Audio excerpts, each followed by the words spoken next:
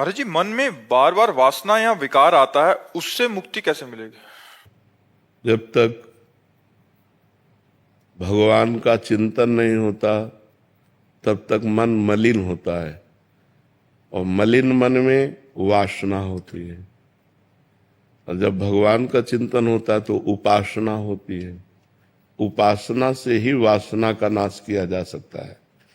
यदि हमारे जीवन में उपासना नहीं है तो वासना ही वासना है। अगर हम वासनाओं में उतरते हैं तो और खतरा है, उसकी कभी पूर्ति नहीं होती। जितने वासनाओं को कंट्रोल में नहीं कर पाए वो सब जेल में भरे हुए हैं या नरक जाते हैं, दुर्गति को प्राप्त होते हैं। वासनाओं का कंट्रोल करना ही मनुष्य जीवन को उन्नति में पहुंचाना है। तो वासनाओं को कंट्रोल किया जा सकता है भजन के द्वारा। बिना नाम जप के हम वासनाओं से निवृत्त नहीं हो सकते। नाम जप खूब करो। नाम जप करने के लिए पवित्र भोजन चाहिए। यदि अपवित्र भोजन पाओगे तो नाम जप नहीं होगा। मांस बनने वाले होटलों में भोजन पाओगे, गंदे तरीके से बने हुए पदार्थों को पाओगे तो तुम्हारा स्वास्थ्य ठीक नहीं रहेगा, तुम्हारा चिंतन ठीक नहीं रहेगा। जिसका स्वास्थ्य ठीक है, जिसका चिंतन ठीक है, वो अपने विचारों को भी ठीक कर लेगा, और जिसके विचार ठीक हैं उसका चरित्र ठीक है। जिसका चरित्र ठीक है वही मनुष्य है और वही उन्नति को प्राप्त होता है। आध्यात्मिक उन्नति उन्नति है, लौकिक उन्नति उन्नति नहीं है। लौकिक में आप कुछ भी बन जाइए, मरोगे तो तुम वो पद थोड़ी ले जाओगे, बैंक बैलेंस थोड़ी ले जाओगे। यहाँ का कोई समुदाय तुम्हारे साथ जाएगा। जीवन में लाखों का मेला जुड़ा, हंसा जब जब उड़ा तो अकेला उड़ा, कोई साथी नहीं है। तुम्हारे आचरण, तुम्हारा पाप पुण्य, तुम्हारा भजन, यही तुम्हारे साथ जाएगा। इसलिए उपासना करो, नाम जप करो, मोबाइल से गंदी बातें मत देखो, अच्छे आचरण करो तो अच्छे आदमी बन जाओगे, भगवान की कृपा हो जाएगी। अजय जी, गुजरात। राधा वल्लभ श्री हरिवंश। राधे राधे महाराज जी। महाराज जी, क्या आनंद की अनुभूति ही ईश्वरानुभूति है? जैसी भावना करोगे। भगवान आनंद स्वरूप है, भगवान रूपवान भी है, भगवान अरूप भी है, आत्मस्वरूप भी है। जाकी रही भावना जैसी, प्रभु मूरति देखी तिन तैसी। हम जिस भावना से आराधना करते हैं वैसे ही हमें परब्रह्म परमात्मा का अनुभव होता है। साकार निराकार आनंद अनुभूति, साक्षात दर्शन, जैसे हम भावना करते हैं वैसे ही हमें भगवान का अनुभव होता है। वैसे भावना सिद्ध तभी होती है जब गुरु परंपरा से जुड़ा जाता है, और गुरु परंपरा से भावना होती तभी वो सिद्ध होती है जाके। सौरभ जी। महाराज जी, क्या ज्ञान होने पर ये सृष्टि नहीं रहती? सृष्टि रहती है, आकर्षण नहीं रहता। सृष्टि तो यथावत रहती है, सृष्टि कभी बदली नहीं। भगवान के अवतार लेने पर भी सृष्टि नहीं बदली। ऐसे ही जड़ चैतन्य, पापी पुण्यात्मा, अच्छा बुरा सब ऐसे ही रहा है, लेकिन हमारी दृष्टि बदल जाती है। सृष्टि ऐसी ही रहती है, हमारी दृष्टि बदल जाती है। न स्त्री न पुरुष न जड़ न चैतन्य, सिय राम में सब जग जानी, करो प्रणाम जो जुग पानी। वो जब भगवत साक्षात्कार हो जाता है, ज्ञान हो जाता है, तो सर्वम खलमिदम ब्रह्म ने नानास्ति किंचन। सब जगह उसे ब्रह्म दिखाई देता है, ब्रह्म के सिवा कुछ नहीं। अभी हमें स्त्री दिखाई देती, पुरुष दिखाई देता है, जड़ दिखाई देता है, चैतन्य दिखाई देता है, उसे दृष्टि बदल जाती है। जो ज्ञानी पुरुष है उसकी ब्रह्म दृष्टि हो जाती है, जो भक्त पुरुष है उसी भगवत दृष्टि हो जाती है। सृष्टि वैसे ही रहती है, दृष्टि बदल जाती है। महाराज जी, मन और उसकी विविध अवस्थाएं क्या है? मन की एक ही अवस्था संसार में है, 5 इंद्रियों के साथ शब्द स्पर्श रूप रस गंध का भोग करना। और जब भक्ति में या ज्ञान में बढ़ता है तब उसकी अवस्थाएं बदलती है।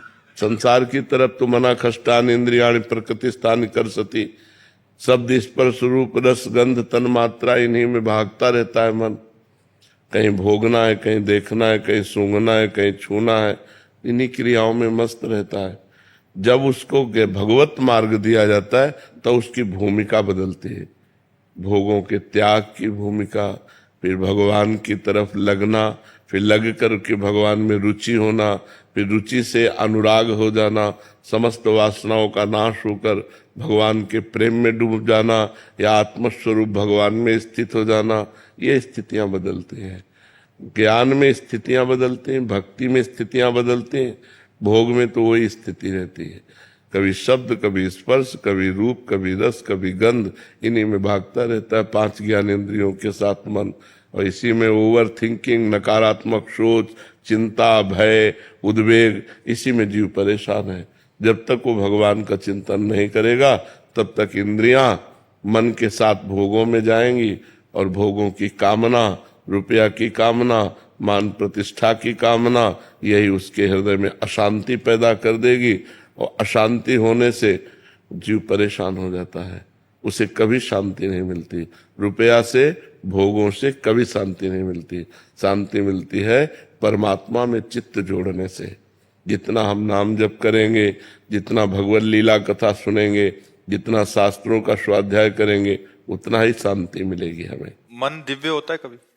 हाँ, मन दिव्य हो जाता है। अभी पार्थिव मन है जो जगत की रचना में भटक रहा है, फिर भगवान की दिव्य लीला में प्रवेश पा जाता है, वो दिव्य मन होता है। अभी पार्थिव मन है, फिर दिव्य मन हो जाता है, भजन के प्रभाव से होता है। जो मन बुद्धि के अगोचर हैं, वहां मन बुद्धि का प्रवेश हो जाना दिव्य है। अभी पार्थिव मन है तो ये संसार में ही भटकता है। जब दिव्य होता है तो भगवान में निरंतर नक्सिक लो अंगंग माधुरी, भगवान की रूप माधुरी, लीला माधुरी, गुण माधुरी, धाम माधुरी, इसमें वो दिव्य मन होता है, वही मन हो जाता है। क्योंकि इंद्रियाणाम मनश्चास्मि, मन स्वयं भगवान है। मन स्वयं भगवान है। वो मलिन होने के कारण अपने स्वरूप को भूल गया। जहाँ निर्मल होता है तो मन भगवत स्वरूप हो जाता है।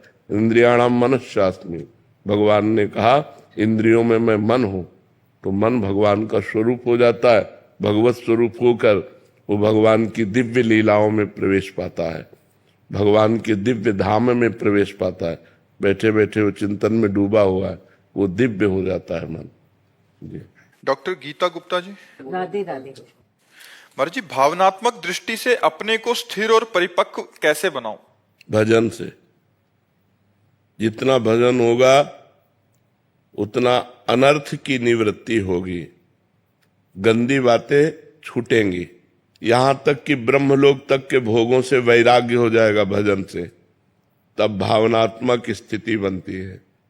लोक परलोक के समस्त भोगों से वैराग्यवान मन ही भावना में प्रवेश पाता है। जब तक लोक परलोक के भोगों से वैराग्य नहीं होता तब तक उसकी माया जनित भावना होती है, ब्रह्म भावना नहीं, भगवत भावना नहीं। और भगवत भावना ही दृढ़ भावना है, ब्रह्म भावना ही दृढ़ भावना है। जागतिक भावना ये दृढ़ कभी नहीं होती है, चंचल रहता है। जागतिक भावना में चंचलता रहती है, भागवतिक भावना में दृढ़ता रहती है। डार्विन कुमार यादव जी, राधा से महाराज जी, गुरु से सच्चा प्रेम कैसे प्राप्त होता है? गुरु मंत्र से प्रेम करने पर। गुरु प्रदत्त नाम और मंत्र से प्रेम कर लो तो गुरु से प्रेम हो जाएगा। गुरु कोई पांच भौतिक शरीर नहीं है, गुरु सच्चिदानंदमय है। ब्रह्मानंदम परम सुखदम केवलम ज्ञान मूर्तिम द्वंद्वातीतम गगन सदसम तत्वमस्यादिलक्षम एकम नित्यम विमल अचलम सर्वधि साक्षिभूतम भावातीतम त्रिगुण रहितम सदगुरुम तम नमामि। ये सदगुरुदेव है।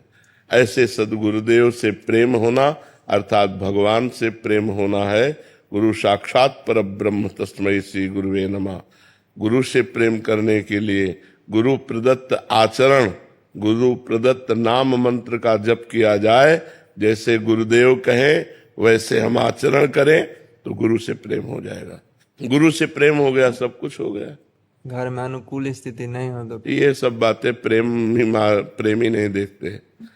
प्रेम भी करना चाहते हो और संसार में अनुकूलता भी चाहते हो, ये प्रेमियों का मार्ग नहीं है ऐसा। दीक्षा ले लेनी और चाहिए। ये तुम्हारी समझ की बात है, हमारी समझ हम तो ले चुके हैं। तुम्हारी समझ की बात है कि लेना चाहिए कि नहीं लेना चाहिए, चलना चाहिए कि नहीं चलना चाहिए, तुम्हारी समझ की बात है।